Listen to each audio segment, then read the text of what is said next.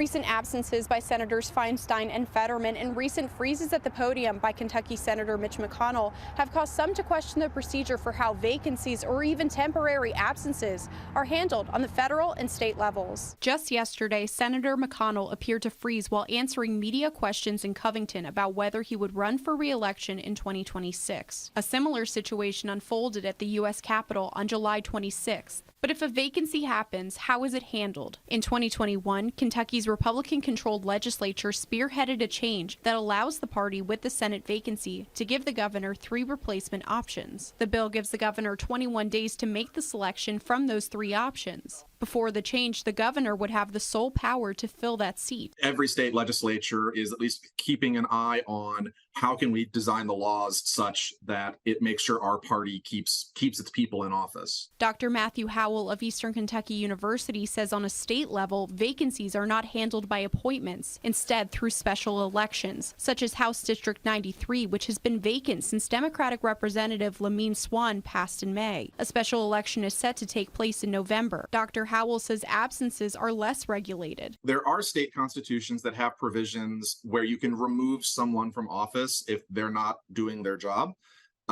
These are usually roughly as hard to do as impeachment. And that the process of removing absent politicians can be weaponized. If you do it too often, it becomes a weapon that anybody can use.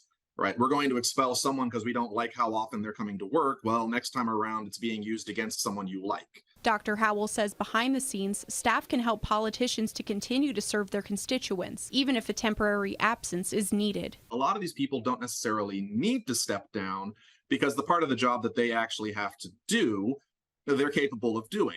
In Lexington, Jessica Umbro, WKYT.